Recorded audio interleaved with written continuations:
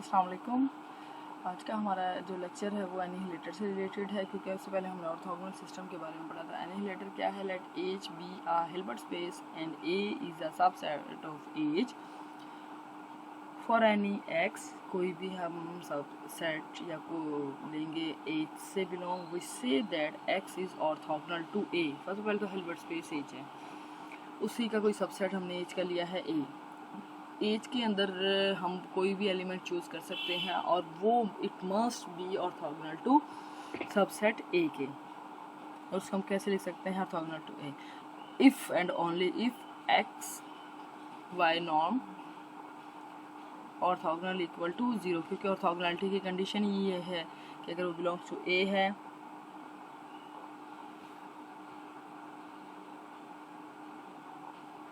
तो हमने इस चीज़ को फॉलो करना है। The set of all vectors which are orthogonal to a is called the annihilator. The set of all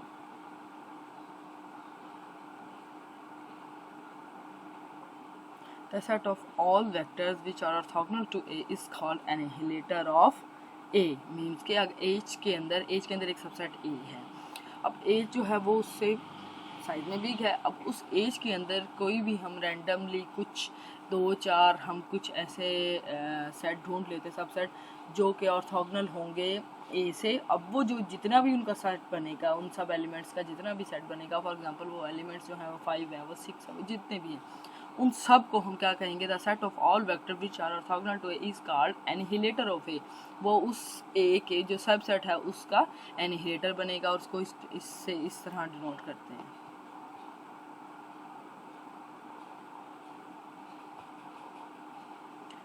ये हमारे पास वही कंडीशन है, x बिलोंग्स टू ए एनिहिलेटर और b, तो हमारे पास एनिहिलेटर क्या बनेगा? जो सबसेट ऑफ ए एनिहिलेटर। उसकी फर्स्ट कंडीशन हमने प्रूव करनी है। हमारे पास a union b annihilator is equal to a annihilator intersection of b annihilator. उसमें से हमने प्रूव करना फर्स्ट कंडीशन को, इसी तरह सेकंड कंडीशन को। फर्स्ट हमारे पास प्रूव सिंस अगर ए यूनियन बी है तो ए इज अ सबसेट, बी भी सबसेट है।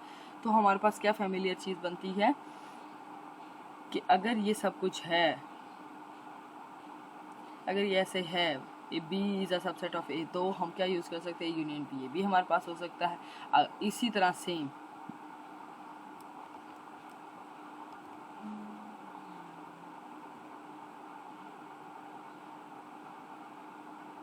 वो उसका ऑर्थोगोनल होगा, वो उसके अपोजिट साइड पर अगर हम चूज़ करते हैं तो हमारे पास ए यूनियन एक्स के साथ यू का अगर हम प्रोडक्ट लेना, प्रोडक्ट वो भी 0 होगा, क्योंकि कंडीशन है हमारे पास एनिहिलेटर की। इसी तरह एक्स वाई का भी होगा। तो अगर X Y is equal to दोनों का है और बी से बिलोंग करते हैं तो और वो for all y is a subset of a union b, तो हम ये कह सकते हैं union b is annihilator is equal to a annihilator and b annihilator. इसी तरह सेकंड कंडीशन हमारे पास आती है annihilator union b annihilator is a subset of a union b whole का एनिहिलेटर। ए इंटरसेक्शन बी वो सबसेट है, इसी तरह ए इंटरसेक्शन बी वो सबसेट है बी का। एनिहिलेटर सबसेट होंगे क्योंकि वो एनिहिलेटर इंटरसेक्शन के एनिहिलेटर है। अगर हम यही प्रूव करते हैं, कंडीशन लगाते हैं, तो हमारे पास ऑटोमेटिकली प्रूव हो जाती है। थर्ड हमारे पास है कि अगर एक एनिहिलेटर है उसको थर्ड टाइम अगर हम करेंगे तो वो इक्वल होगा।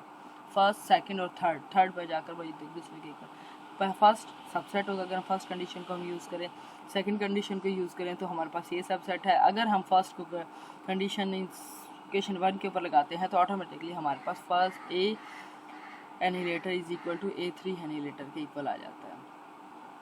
5 हमारे पास क्या है? A intersection of a annihilator is as a subset of 0। वो और कोई भी एम्प्टी सेट का सबसेट हो, एम्प्टी किसी का भी सबसेट साथ हो सकता है। फॉर एग्जांपल कि ये एम्प्टी नहीं और वो एम्प्टी है का सबसेट है। अगर हम x बिलोंग्स टू इसको करते हैं कि ये एम्प्टी नहीं है और x बिलोंग्स टू एनिहिलेटर के भी हो सकता है, x ऑर्थोगोनल टू x भी है, तो हमारे पास जो प्रॉपर्टी बनती है नॉर्म की वो क्या है? x is equal to 0। Therefore अगर x 0 है तो हमारे पास a intersection of a annihilator is equal to is a subset of 0।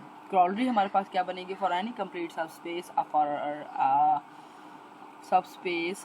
For an inner product space क्या बनेगी? ए एनिहिलेटर किसके इक्वल था? अभी हमने 4 और 5 की है। ए डबल एनिहिलेटर ट्रिपल एनिहिलेटर के ए सिंपल जो है वो डबल एनिहिलेटर के इक्वल आ जाएगा बाय यूजिंग ए। वही सबसे हमने यूज़ किया है सबसेट ऑफ ए एनिहिलेटर। अगर हम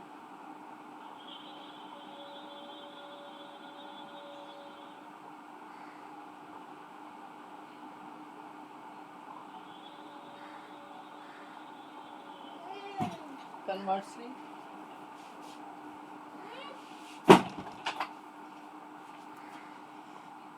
स्पेस दैट कि अगर हमारे पास x बिलोंग्स टू ए एनिहिलेटर के है और v हमारे पास एक वेक्टर स्पेस है एनिहिलेटर और a सबसेट्स की, तो y बिलोंग्स टू a को भी करेगा और वो उसका सबसेट है, तो z भी ऐसे ही ऑटोमेटिकली प्रूव करेगा। और अगर हम such that x is equal to y plus z is equal to x minus y, तो x minus y automatically a annihilator double annihilator से बिलोंग करेगा, because a double annihilator is a subspace, hence x minus a belongs to a double annihilator. आपके पास क्या हो जाएगा, equal to 0 है, belongs to a annihilator है, x minus a is equal to 0, x is a y के belong करेगा, अगर वो उसको बिलोंग करता है तो double annihilator is a subset of a. Sir next lecture के लिए हम स्ट्रॉन्ग और वीक कन्वर्जेंस की बात करते हैं। स्ट्रॉन्ग कन्वर्जेंस क्या है, sequence in a non space is said to be strongly convergent or convergent to a norm if there is an x belongs to x such that limit अगर इसके ऊपर लगाएं और कंडीशन अप्लाई करें तो वो इक्वल टू 0 आना चाहिए, मीन्स कि कोई भी यूनिक एलिमेंट आना चाहिए, कोई भी एग्जिस्टेंस जो हो वो पॉसिबल है। अगर यही सब कुछ है तो इसी तरह अगर ये पॉसिबल इक्वल टू 0 नहीं है, वो किस्म से किसी कंडीशन की है, तब हम कहेंगे वीक कन्वर्जेंस है। वी डिनोट इट, उसको हम ऐसे डिनोट करते हैं स्ट्रॉन्ग लिमिट। इसी तरह वीक कन्वर्जेंस आपके पास क्या है, X N in a non space is said to be weak convergent if there is X belongs to X such that limit किसी फंक्शन पर लगाई है और वो किसी फंक्शन से ही रिलेट कर रही है, तो हम ये कहेंगे ये एक वीक कन्वर्जेंस है।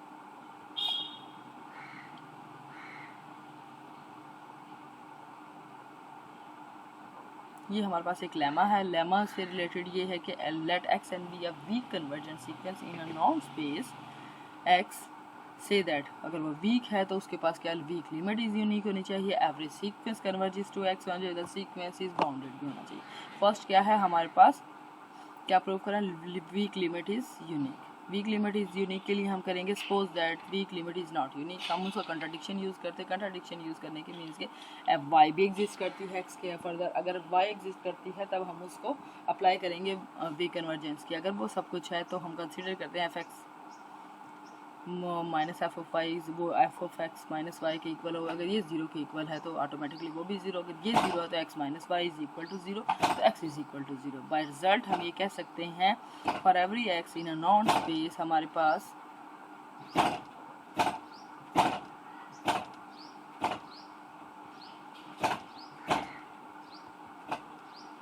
कि ये मैक्सिमम की तरफ जा रहा है। हैंस अगर हम ये कह सकते हैं कि अगर हम ये सारी कंडीशन यूज़ करें कि तो हमारे पास वीक कन्वर्जेंस जो है वो यूनिक कहलाती है।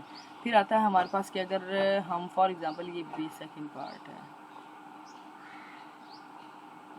इसी तरह अगर हम सेकंड पार्ट को फर्स्ट पार्ट को यूज़ करें सेकंड पार्ट में कि X in a non space we have, उसका सुप्रीमम होगा, वो उसका अगर सुप्रीमम है तो x is such that F of x is equal to 0। अगर ऐसा पॉसिबल है तो f belongs to X dash भी होगा, then x not is equal to 0। तो हमारे पास रिजल्ट जो बनता है वो ये है एफ एक्स इफ़ जो हम यूज़ करेंगे if x not is non zero element then supremum की कंडीशन अप्लाई होंगी। जो अगर हम सुप्रीमम की कंडीशन अप्लाई करेंगे तो हम ये कह सकते हैं कि हमारे पास जो ये लिमिट है वो यूनिक है। हम अकॉर्डिंग टू इक्वेशन 1 और 2 के बी पार्ट हमारे पास की क्या प्रूव करना है कि स्ट्रॉन्ग कन्वर्जेंस है, कन्वर्जेंस आपके पास वीक है और वो कन्वर्जेंट जो है वो ऑल उसका सब सीक्वेंस भी है, वो आपके पास फर्स्ट पार्ट के अकॉर्डिंग आपके पास आ जाती है। थर्ड आपके पास है two sequence is bounded. Sequence is bounded कब होता है कि अगर हमारे पास वीक लिमिट एग्जिस्ट करती है, if x is convergent to scalar so it is bounded, every convergent sequence is bounded, every convergent. तो हमने कन्वर्जेंस प्रूव करनी है कि कन्वर्जेंट सीक्वेंस अगर हम सीक्वेंस को कन्वर्जेंट कर देंगे तो वो ऑटोमेटिकली बाउंडेड होगा। उस कन्वर्जेंट प्रूव करने के लिए कि कन्वर्जेंस है या नहीं है, हम therefore we there exist c such that F of x is subset of c है। देयरफॉर हम यहाँ पर सी बिलोंग्स टू एक क्रॉनिकल मैपिंग बनाएंगे, उस मैपिंग से हम क्या एग्जिस्ट करेंगे कि लीनियर और बाउंडेड है। अगर ये लीनियर और बाउंडेड है तो वो इन कंडीशंस को फुलफिल करेगी। If it is a point wise bounded, अगर ये पॉइंट वाइज बाउंडेड है, कंप्लीट नॉन स्पेस है और complete non space GFT sequence operator हो, अगर वो बाउंडेड भी हो, तब हम ये कहेंगे कि इस थ्योरम के according using bounding theorem, boundness theorem क्या है, ये बाउंडेड भी है। अगर ये बाउंडेड है, कोई भी थ्योरम कन्वर्जेंट है तो ऑटोमेटिकली बाउंडेड। इस थ्योरम को यूज़ करते हुए हम ये कहेंगे कि ये बाउंडनेस थ्योरम के अकॉर्डिंग यूज़ करते हुए हम ये कह सकते हैं कि ये फॉर्म हमारे पास क्या है, बाउंडेड है। Let n x be another theorem है हमारे पास, let n x n be a sequence in a non space, then a strong convergence, weak convergence with इसके ये पार्ट हमें strong convergence implies weak convergence बनेगी, the converse is not c part हमारे पास है।